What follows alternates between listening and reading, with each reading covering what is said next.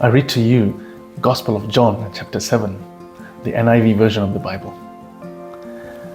Jesus goes to the Festival of Tabernacles. After this, Jesus went around in Galilee. He did not want to go about in Judea because the Jewish leaders there were looking for a way to kill him. But when the Jewish Festival of Tabernacles was near, Jesus' brothers said to him, "Leave Galilee and go to Judea, so that your disciples there may see the works you do.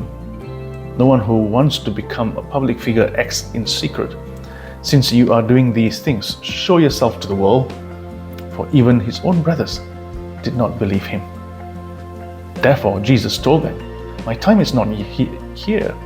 For you, any time will do. The world cannot hate you, but it hates me because I testify that its works are evil. You go to the festival. I am not going up to the festival, because my time has not yet fully come." After he had said this, he stayed in Galilee. However, after his brothers had left for the festival, he went also, not publicly, but in secret. Now at the festival, the Jewish leaders were watching for Jesus and asking, "Where is he?" Among the crowds there was widespread whisper about him. Some said, "He is a good man." Others replied, "No, he deceives the people." But no one would say anything publicly about him for fear of the leaders. Jesus teaches at the festival.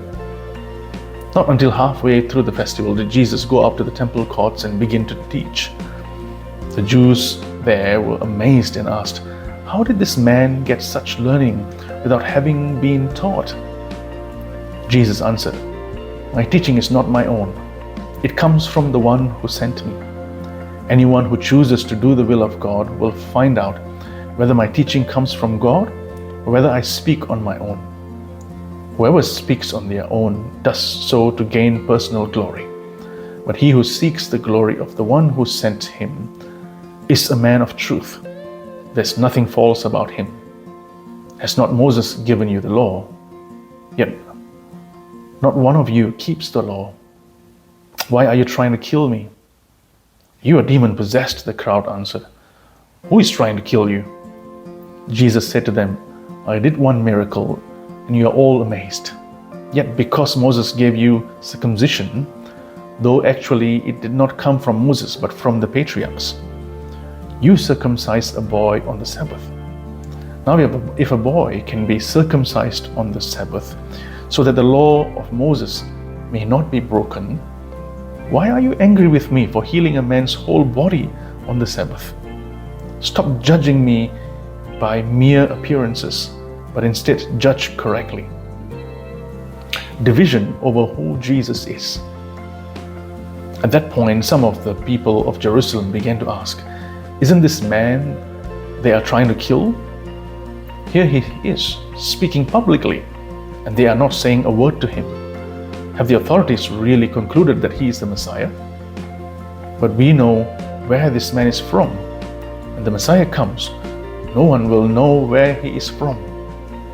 Then Jesus, still teaching in the temple courts, cried out, "Yes, you know me, and you know where I am from.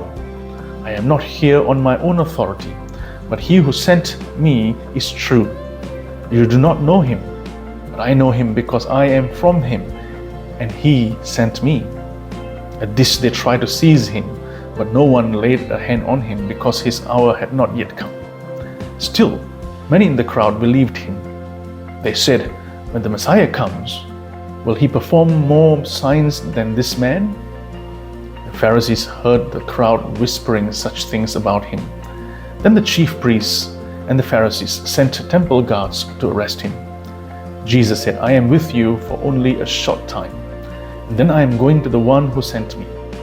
You will look for me, but you will not find me, and where I am, you cannot come." The Jews said to one another, "Where does this man intend to go that we cannot find him? Will he go where our people live scattered among the Greeks and teach the Greeks? What did he mean when he said, 'You will look for me, but you will not find me, and where I am, you cannot come'?" On the last and greatest day of the festival, Jesus stood and said in a loud voice, "Let anyone who is thirsty Come to me and drink. Whoever believes in me, as Scripture has said, rivers of living water will flow from within them. By this he meant the Spirit, whom those who believed in him were later to receive. Up to that time, the Spirit had not been given, since Jesus had not yet been glorified. On hearing his word, some of the people said, "Surely this man is the prophet." Others said, "He is the Messiah." Still others asked, "How can the Messiah come from Galilee? Does not Scripture say that the Messiah will come from David's descendants and from Bethlehem, the town where David lived?" Thus the people were divided because of Jesus. Some wanted to seize him, but no one laid a hand on him. Unbelief of the Jewish leaders. Finally, the temple guards went back to the chief priests and the Pharisees, who asked them, "Why didn't you bring him in? No one ever spoke the way this man does." The guards replied, "You mean he has deceived you also?" The Pharisees retorted, "Have any of the rulers or the Pharisees believed in him? No. But this mob that knows nothing of the law, there is a curse on them." Nicodemus, who had gone to Jesus earlier and who was one of their own number, asked, "Does our law condemn a man without first hearing him to find out what he has been doing?" They replied, "Are you from Galilee too? Look into it, and you will find that a prophet does not come out of Galilee." Then they all went home. This is the word of the Lord. Thanks be to God.